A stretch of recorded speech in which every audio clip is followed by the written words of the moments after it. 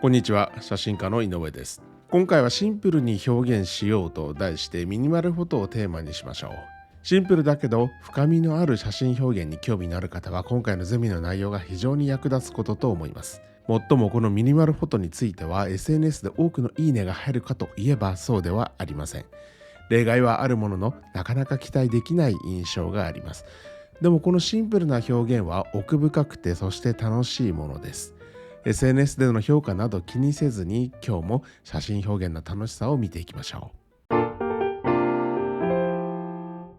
ミニマルフォトとは簡単に言うとシンプルな構図と要素に焦点を当てた写真表現です。なぜ写真表現においてミニマルフォトが注目されるのでしょうか。主題への集中効果の期待もあるでしょう。また情報過多な現代社会においてある意味視覚的な休息を我々に与えてくれる安心感を求める気持ちもその原因の一つなのかもしれません。ミニマルフォトについて3つの切り口から考察してみましょう。1つ目が空間と余白、2つ目が色と模様、3つ目が主題と背景の分離です。これらの切り口を意識しながら撮影に臨むことで訴求力のあるミニマルフォトが撮りやすくなることと思います。ミニマルフォトでは多くの場合空間と余白が重要な役割を果たします。これによって主題が際立ち写真全体に深みと静けさを与えることができると言われています。雪原に立つ桜の木、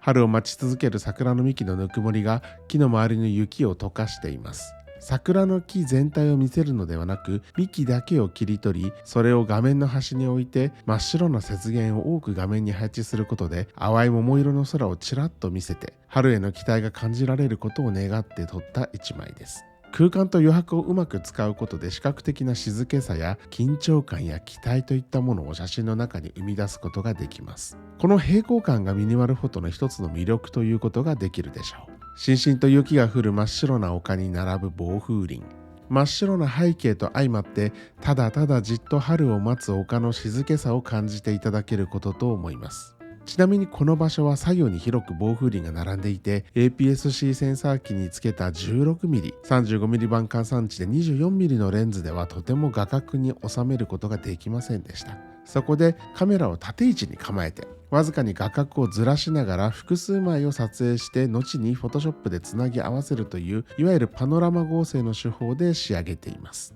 次行きましょう。主題が小さくてもその周辺の空間が広い場合その主題の存在感は格段に高まるということがあります。例えばこの写真、雪の丘をパトロールするキタキツネが見えます。大きな風景の中での確かな足取りは見る者に様々なことを考えさせ考えれば考えるほど彼の存在感はどんどん大きくなっていきます。このように少ない要素で多くを語るのがミニマルフォトの特徴の一つということができるでしょう。色と模様も重要です。これらはミニマルフォトの革新的要素の一つと言えるでしょう。単色や少ない色、繊細な模様の背景は視覚的な印象を強化して主題をより際立たせる効果があります。例えば暖色の背景は優しさや活力、時に情熱を象徴し、寒色の背景は冷静さや静寂を表すことが多いものです。模様についてもその細かなパターンや質感が写真に深みと複雑性を加えることもあるでしょう。このキタキツネのカップルが追いかけっこをしている背景には真っ白な雪原に加えて桃色の空が含まれています。この後やってくるはずの春を思わせる暖かさ、可愛い新しい命の誕生への期待を感じさせてくれていると言えるでしょう。そしてミニマルフォトの革新的要素の一つとされるのがこの模様。シンプルながらも繊細な質感の模様は写真にさらなる深みを加えてくれることがあります。木の幹や石の表面など一見単純でもよく見ると美しい模様はミニマルフォトでよく用いられるものです。こちらの青い線は何でしょうか。これはカラマツの暴風林が雪の丘に作る影です。雪の上に描かれた青い影は大理石の模様に見える不思議な質感を見せてくれています。3つ目、主題と背景の分離。主題と背景の分離はミニマルフォトでも非常に重要なテクニックです。この技術は主題を際立たせるために用いられます。そして面白いことに視覚的な混乱を避けるために用いられることもあれば、あえて視覚的混乱の中で主題と背景を分離させて目を楽しませることもあります。さて、主題と背景の分離のための具体的な方法の一つとして、被写界深度、つまりピントを合う範囲を浅くするということで、主題と背景を明確に区別することが可能です。超望遠レンズで F 値を最も小さい値にして撮影することで、エゾリスの横顔だけにピントが当たり、秋の森や秋色のボケの中、秋色のボケが今の季節を柔らかく物語る中で、エゾリスという主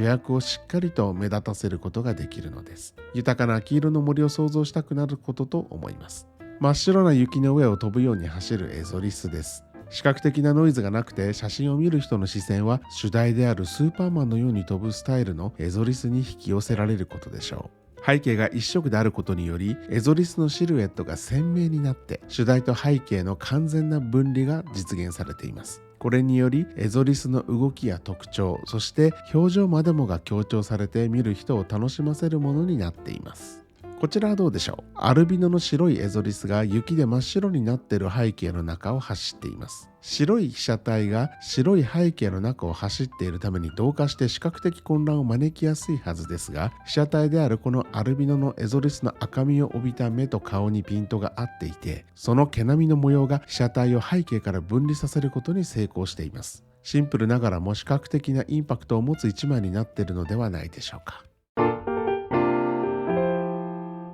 今回のゼミではシンプルに表現しようと題して、ミニマルフォトをテーマにシンプルだけれど深みのある写真表現の楽しさを見てきました。もっともこのミニマルフォトについては SNS で多くのいいねが入るかといえばそうではありません。ほぼ期待できません。以前のゼミでポツンの写真について取り上げた時と同様に、ミニマルフォト系の SNS における反応の悪さは突筆ものであります。だからといってそのような写真表現がダメかといえばそんなことは全くありません。いいねの数なんてどこ吹く風。今後も写真表現を楽しんでいければなと思います。このチャンネルでは次回も新たなテーマとともに写真表現の楽しさについてお話をしていきます。楽しかった、これからも知りたいという方はいいねを、そしてチャンネル登録をよろしくお願いします。ではまた。